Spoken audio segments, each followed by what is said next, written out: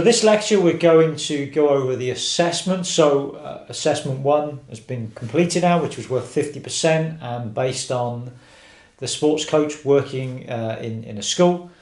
So looking now towards the second half of this semester, we're going to focus on fundamental movement skills and the importance of fundamental movement skills within primary and secondary school. So this assessment is focused around that area. So we go through what I expect within that assignment, and I'll break it down into sections to identify what you need to include within each section.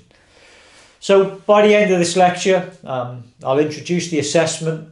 Hopefully you recognise what you are doing and why the assessment is relevant. So again, I've tried to make the assessments authentic in that they're relevant to what you do as a coach.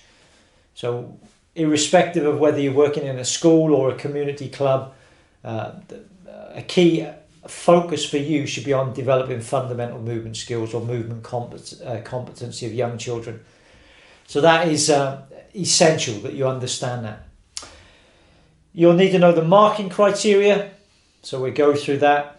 The format, structure of the assessment, and also where you get the evidence from to complete the work. So by the end of the lecture, you should have a good understanding of all of this. In terms of the assignment brief then, so 2,000 words, 50% of the overall assessment.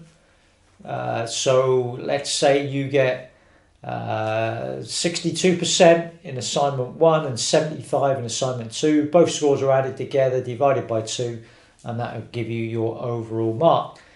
Hand-in date is on there, and then obviously the 20-day feedback, which doesn't include the weekends, will be after the Christmas break. Most important area is the title. So this is focusing on a couple of key areas which are relevant to PE and school sport. So one area is fundamental movement skills, so developing movement competency in young children. The other area is the transition from primary to secondary school. So when children leave year 6 in primary school, they enter year 7 in secondary school. So it's a big jump they make from primary to secondary. So we're going to look at the importance of movement skill in making that jump or that journey or that transition far easier. So your assessment is going to be based on this quote. So this quote was by Baroness Sue Campbell, that used to be Chief Exec of the Youth Sport Trust in England, although Youth Sport Trust is also used in Wales as well. So young children are leaving primary school without the key fundamental movement skills to adequately participate in secondary school physical education or lifelong physical fitness. So, based on your observations of school sport and your work-based learning experiences, you will need to write a comprehensive and detailed report that supports or rejects this statement. You will need to explain and discuss why children are leaving primary school with poor fundamental movement skills and the need for good fundamental movement skills in supporting the transition to secondary school.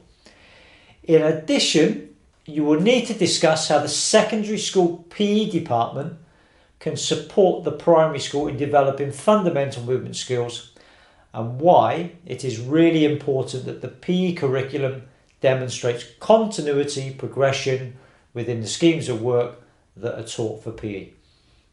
So a couple of key areas to focus on there. You either support the statement or you reject it. And again, you will need to supply the evidence in support of that. There will need to be evidence around fundamental movement skills, which I'll go through in a minute, and also that transition from primary to secondary school. Okay, so guidance on the assessment.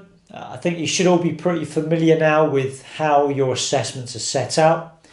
So include your number, your ID number, your name in the header and the footer, page number in the footer at the bottom of the page. Word processed, size 12, Arial font, double line spaced, justified text. Needs to be written in the third person, so I don't want to see any I, you, us, she, he, we, Needs to be written in the third person, not the first person. And any referencing should be made using a Harvard reference system. So there's no excuse now in terms of structure, format, presentation. As you can see, your work in terms of the marking criteria is clearly outlined. So you can see every section is broken down and there are marks attributed to each section. So you know what you need to write in each section and how many marks you will score.